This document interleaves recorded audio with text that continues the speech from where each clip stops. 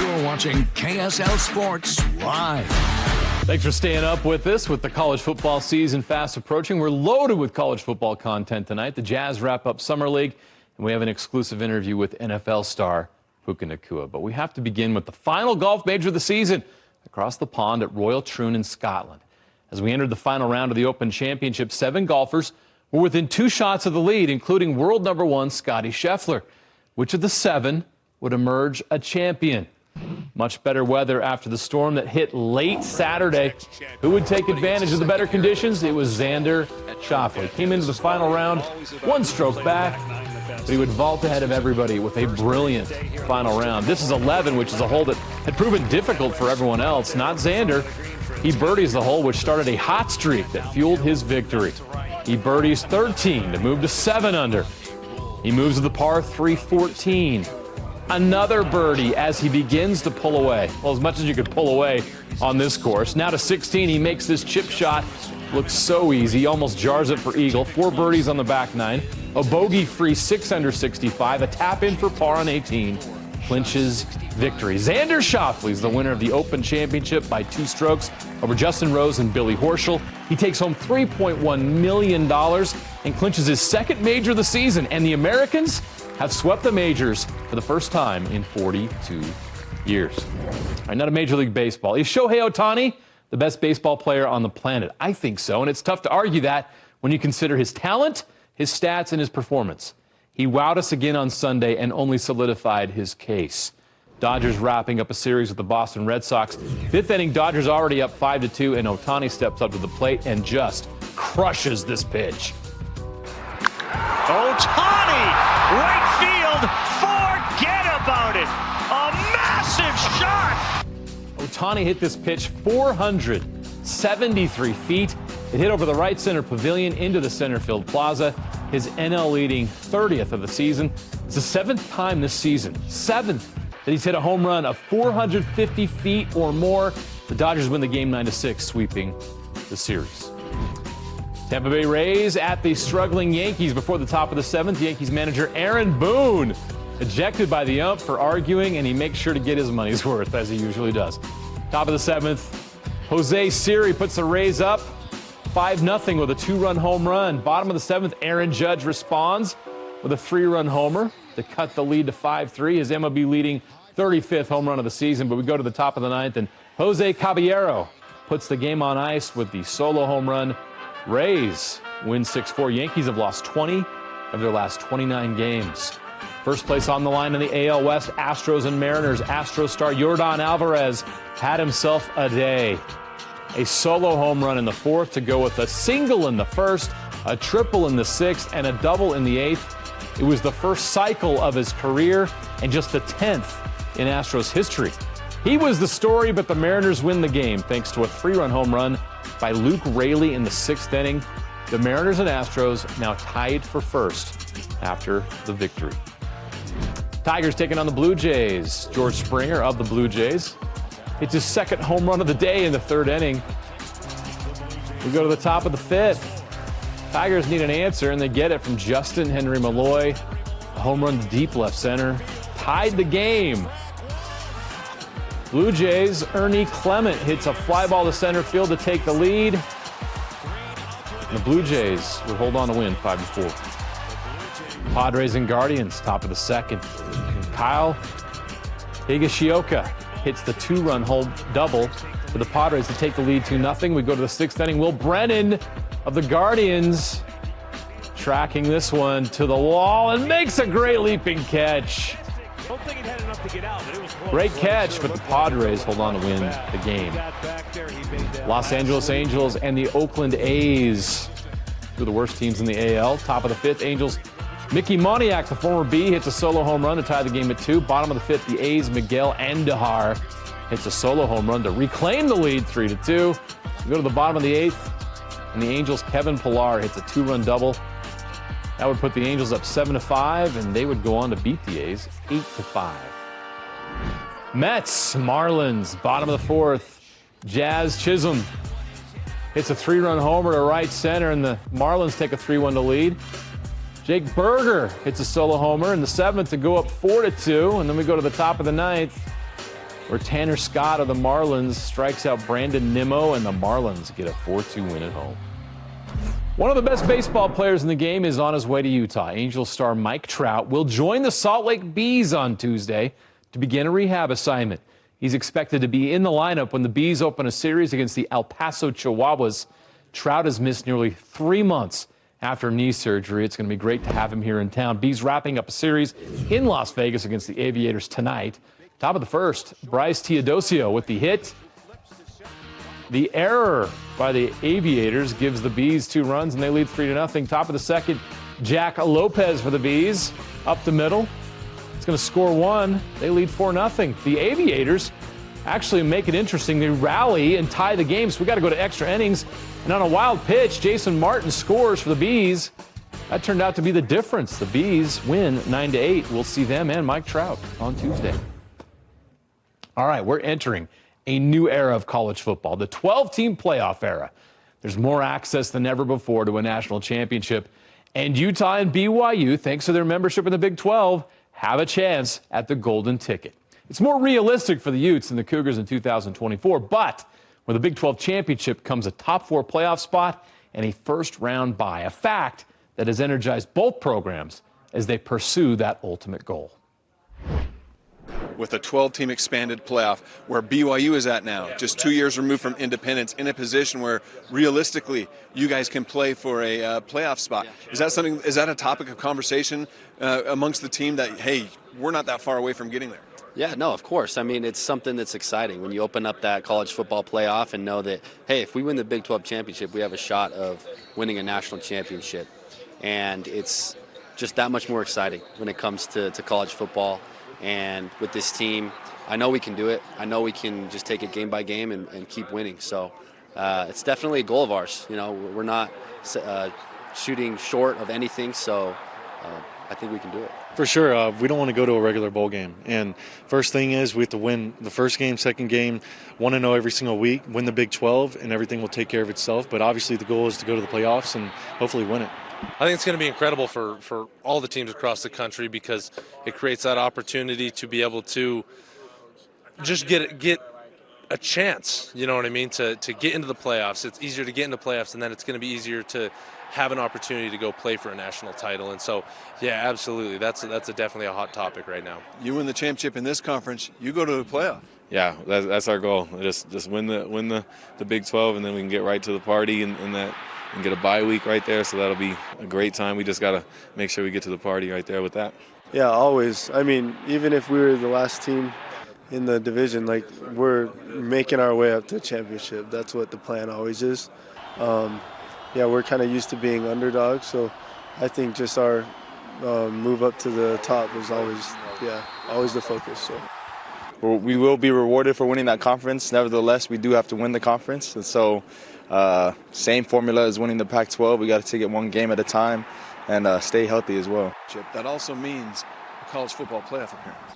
Yeah, man, and it all starts just by week, one by one. And so I guess we just got to take it at week 1, August 29th, and just keep leading up to there. But, you know, we don't want to get too far ahead, but you just know we'll be excited every week. Imagine getting to the playoff. That's got to be on the vision board, right? No, for sure. It's on the vision. For sure, it's on the vision board. The path is there. It's kind of been defined. And for us, in our situation, we've never been in this situation before. It's win the conference and you're in. So that makes it a lot more simple for us to follow. And we're looking forward to competing for that and then hopefully making that happen someday. Our players are excited about the opportunity that we control our own destiny. If we're able to win the championship in the Big 12, we are going to the playoffs. We don't have to hope somebody votes us in. We have to take a short break. The Utah Jazz Summer League team ends their run in Vegas with the win. We'll have highlights of that on the way. You know, they have these video games called the X Factor, right? And they have certain abilities, and one of Cam's X Factor abilities is just his presence.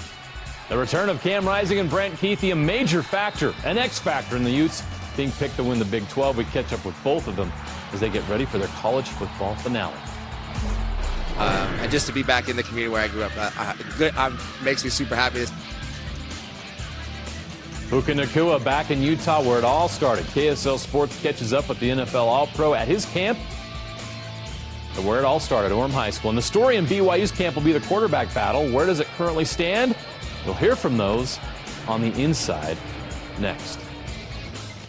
Before we go to break, we join the Utah State athletics family mourning the loss of a student athlete. Utah State football player Andre Selden Jr. was killed in a cliff diving accident at Porcupine Reservoir in Cache County Saturday. Selden joined the program this summer after 2 seasons at New Mexico State. He played 2 seasons at Michigan prior to that.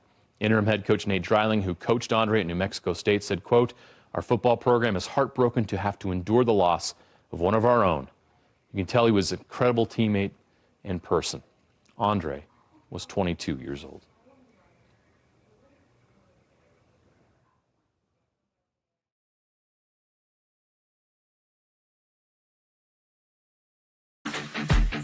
You're watching KSL Sports Live. Summer League has come to a merciful end. The Utah Jazz wrapping things up in Vegas Sunday. First-round picks Cody Williams and Isaiah Collier sitting out the finale against the Detroit Pistons. But we did get to see second-round pick Kyle Filipowski. And with others out, they needed him to step up, and boy, did he. The and one. Then he's going to show his ability to run the floor coast to coast. The 7-footer, up and under, nice. He's also knocking down threes. He made 3 of them. Also had plenty of dunks, attacking the rim, showing the full repertoire. He scored 26 points on 8 of 22 shooting. Also pulled down 11 rebounds, dished out 4 assists, and came up with 2 steals. He helped the Jazz build a 28-point lead. The Pistons cut that lead to 5 late. Ron Holland, the 5th overall pick in the draft with the reverse dunk. He had 23, but the Jazz would hold on for the win, 97-87. Good to see Kyle play well. We have also been following former Bingham High and Utah Running Youth star Brandon Carlson in Summer League. He signed a two-way contract with the Toronto Raptors. He will play for their G League team next season. And Sunday he flashes his potential with a hammer dunk, then another dunk. He had 11 in his Summer League finale. A successful summer for him. All right, Utah's excited for the return of their 2 stars from injury. Brant Kuithe and Cam Rising will suit up as Utah enters their first season in the Big 12. From your perspective, what is Brant looking like right now, and how valuable is it to have him in the huddle with you? He looks great. He's a guy that you just want to get to the ball, get the ball as early as late, downfield. It doesn't matter. Just let him make the big time plays. He's a big time player, so just got to figure out ways to get him the ball in different kind of schemes.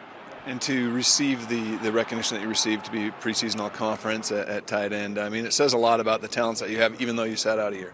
Yeah, it feels good, but still have a lot to prove. That's just preseason stuff. I have to do it during the season, and I'm just looking forward to it. I just have to keep going in with a get better mindset every single day. What kind of a leader is he, and what's it like being his team? Yeah, I mean, obviously being on the field, being the quarterback, you do bring a lot of leadership in that, and also off the field, just bringing guys together. And he's just a guy that everyone kind of looks to and make sure that he leads. Yeah, I think leadership and just how the quarterback handles themselves. It ends up replicating itself throughout the whole entire team. So you just gotta be a lead by example. You gotta know when to say and when to say it. So it's not an easy job, but it's something that I think I got more of an appreciation for just last year. Of Cam Rising back in the huddle, back on the field. Man, it means everything, man. It's a game changer. You know, they have these video games that called the X Factor, right? And they have certain abilities, and one of Cam's X Factor's abilities is just his presence. And so his presence out there on the field not only boosts the offense, but it boosts the defense just because of his confidence and the swagger he plays with. I would imagine you're pretty anxious to get out there. I feel a lot better than I did last year. I can tell you that with all certainty. So I'm just really chomping at the bit to get the chance to snap the ball and just feel that adrenaline again. Having Cam Rising back, that's the biggest factor for us this season, is to have Cam back at quarterback. He's the alpha dog of the football team, the unquestioned leader, and we got to keep him upright this year. We keep him upright, we got a really good chance. I can't tell you that there's a deadline other than when we know, we will know. And we have 4 quarterbacks that have played college football. All 4 of them have played college football and started games, and that gives me a lot of confidence. I mean, last year we had an injury to our quarterback position, and you know, we had to learn from that. So we have a much deeper position with the quarterback. There are many questions facing the BYU Cougars this fall, but the number one question has to do with the quarterback position. Who will be the starter this fall? Well, who will be the starter that emerges from this group? Could he be able to turn around this offense? We will find out this season, an offense that must turn around. Quarterback competition has been kind of the highlight of that, and that's going to continue into fall camp. What do you like as a wide receiver about seeing guys compete for that position? It's the leader of the team. I mean, your quarterback is the one who runs a lot of the offense, or the whole offense, and the momentum of the whole game. Having that competition there has bled into every position group, even offense and defense, and it's created this fire, accountability with each other, and it's been great for the team. Well, I just want them to make each other better, right? And I think that's what they've done. Like, there's competition in every position, and there should be. Or it's like, when you've got someone chasing you, you run a little faster, typically. And I think they've done a great job of handling it this whole offseason where, it hasn't been hostile, but they have been pushing each other very hard on the field, doing sprints. In the weight room, they're always competing with each other, and it's making them better. They both have improved a ton, not only during spring ball, but as we've gone into fall camp now, and just watching them throw the ball during our player run practices and stuff. And it's like, all right, man, these guys are looking good, man. They're making strides. It's up there for the taking, and I only know one way, that's to play the best guys. And we've been in this position before where we've had quarterback battles. I think both players can become better from it. I think all four players that I mentioned, quarterback can improve and get better. It's just whoever deserves the starting nod will be the guy. But knowing this game of football, man, it can be. It could be tough to go with one quarterback the entire time. We might have to lean on a next quarterback just in case of the injuries. That no one's immune to injuries here. So I like that we're a deep group, and I like that we have guys that have played Division I football, and I think that's going to work well for us. When you chose BYU, you knew there'd be an opportunity. Do you embrace this quarterback competition that they've got going on through the summer? Oh, love it. Love it. I mean, everything you do in life is a competition. You want to be able to compete that way. You both elevate you guys' game. Like, you don't want to go in and just have something handed to you because you don't feel as good. Like, competing makes you want to work, makes you work harder. It makes you want to, like, you find new things to work on, and you find maybe something he's better at that now you spend time to focus on and learn from him. So that's the best thing about competing. You can learn from each other. And a baseball. Cubs. Diamondbacks.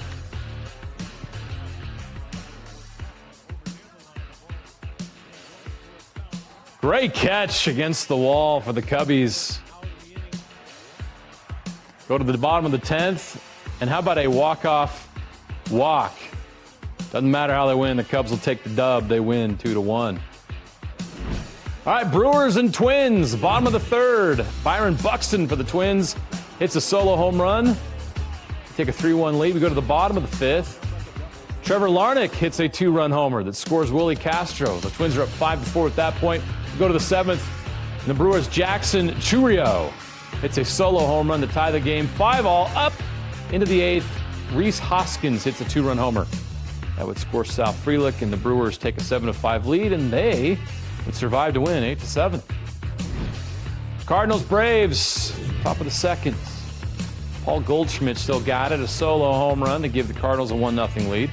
Go to the top of the 3rd, and Alec Burleson hits a home run. Same thing, solo shot, 2-0. Lars Nootbaar, he hits one out. Cardinals dig the long ball today. Wilson Contreras, he hits a home run. Cardinals end up winning this game thanks to all those home runs, 6-2. All right, here's a fun trip deep into the KSL Sports archive. Some classic boxing on this day 35 years ago. July 21st, 1989, Mike Tyson would knock out Carl the Truth Williams just 1 minute and 33 seconds into the first round to win the heavyweight title. Oh, my goodness. Tyson's record went to 37-0, one of the most dominant boxers in history. But he would lose his next fight the following year to Buster Douglas, one of the biggest upsets in sports history. I was very confident. I wanted to hit him, catch him with a good right hand. Believe my right hand is my favorite punch, but I never catch anyone with it. It's my best punch, and I always hit guys with the left hook. All right, we're going to try to take a look. It'd be better if the referee did stop early. I would have been all over him. That's when I'm most dangerously, when I know I have someone hurt. Come one, come all, because nobody can get close to me. They're not even close. I'm the best fighter in the world. Iron Mike in his prime. That's great stuff. All right, down to soccer. Real Salt Lake has exceeded expectations this season, but just endured one of their tougher weeks. There was a 3-0 loss at Portland, a missed opportunity, and a 1-1 draw at LAFC. And then last night, they lost the Rocky Mountain Cup for just the 5th time in the history of the rivalry. And of course, the suspension of Chicho Arango mixed in between all of that. After a lengthy weather delay in Colorado, Real Salt Lake, after trailing 2-1 at halftime, would get the equalizer against the Rapids. Andres Gomez with a brace, his 12th and 13th goals of the season. RSL 40 minutes away from a road point and keeping the cup, but in the 85th minute, a handball, a controversial handball in the box, gave Colorado a penalty kick. Cole Bassett converts 3-2, the score. That would end up being the final, a tough loss for Real Salt Lake as we enter the All-Star and Olympic break. Now for the All-Star game. RSL's Chicho Arango was supposed to play in Wednesday's All-Star game, but as you remember, he was suspended after violating the league's anti-harassment policy. But selected in his place is another worthy Real Salt Lake player. Diego Luna gets the All-Star call. He'll make his MLS All-Star debut, replacing Chicho in Columbus. Luna has 5 goals and 12 assists in 22 games this season. Yeah, to go out there and represent the club, I think is number one. But I'm not playing soccer with I am. We're repping RSL. There's no doubt that I wouldn't be in this, be able to get this opportunity without the team, and without the team, team success makes individual success type of thing. So I think it was definitely a team thing that got me to this moment. Next, Puka Nacua, back where it all started, where he broke state records, Orem High School, giving back to young players here in Utah. That and more college football coverage next. Ball Giants and Rockies in the NL West. Top of the first, Jorge Soler, a 480-foot home run to dead center. 1-0 Giants go to the top of the third, and Tyler Fitzgerald hits a solo home run for San Francisco. Bottom of the fourth, Rockies get on the board. Brendan Rodgers, 2-run home run. Trying to catch up here. We go to the seventh, and the Rockies, Brendan Rodgers hits a shot to third, but Matt Chapman makes the diving snag for the out. The Giants hold on and get the 3-2 victory. We don't know when Kyle Whittingham will decide to call it a career. It definitely won't be this season, as the Utes have the potential for a special season. But when that day comes, Utah has a plan. Morgan Scalley will succeed Coach Whittingham as the next head coach of the program, and those within the program are excited about the future under Scalley. First of all, Morgan Scalley is an exceptional football coach. He's a proven commodity. He's a Utah guy, played high school ball in the state of Utah, played at Utah, jumped right into coaching at the University of Utah when he was done playing. So he's invested in this program as much as anybody ever has been. He's a guy that knows our culture inside and out. And to me, it's very comforting for when that transition time does occur and it's time for new leadership to have a guy that's going to be able to carry on the values and the cultures that we've put in place. It just shows that Utah's in great hands. He's a reliable coach, have you seen on the defense. He's a really understanding coach, and all I can say is the program's in great hands, and I wouldn't want it any other way. Everything you see about our defense, the mentality, the energy that we bring, that all comes from him. And so once he's at the head spot, I won't be surprised when it trickles to the whole team, and yeah, it'll be special. I'm excited to see that. Yeah, he's been at Utah for a long time. He's a Utah man, and he kind of just embodies the whole being a Utah football and just everything that entails within. He's a great coach, and I'm looking forward to seeing him being a head coach at University of Utah. Coach Scalley, that is the Utah man right there. He loves the University of Utah. He'll always do everything he possibly can to make sure that it's successful. Best of luck to the Canadian Utes. Orlando Magic, Minnesota Timberwolves, Summer League action. It's fantastic. Fourth quarter, Timberwolves first-round pick Rob Dillingham with the inbounds pass off the defender's back to himself for the easy bucket, the old trick there. Soon after, the Magic's Jay Huff would get the poster slam over the defender. But the Timberwolves win this one by 5. Everyone can go home now.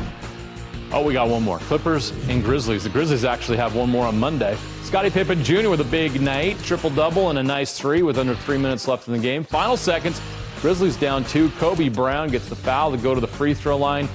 Makes the first, but misses the second. And the Clippers hold on. The Grizzlies hold on to get the 99-98 win. They'll play Miami for the title on Monday. Another play of the day, 2 is better than 1 in the Nike Elite Youth Basketball Peach Jam Tournament. Arizona Unity taking on Russell Westbrook's team Why Not, and this happened. 5 seconds, desperation. Hey, why not? Dylan Northcutt hits the half-court shot to win the Peach Jam Tournament. How about that? All right, now to football. Utah State University announced Thursday that they are moving forward with the termination of head coach Blake Anderson after notifying him of their intent to do so earlier in July.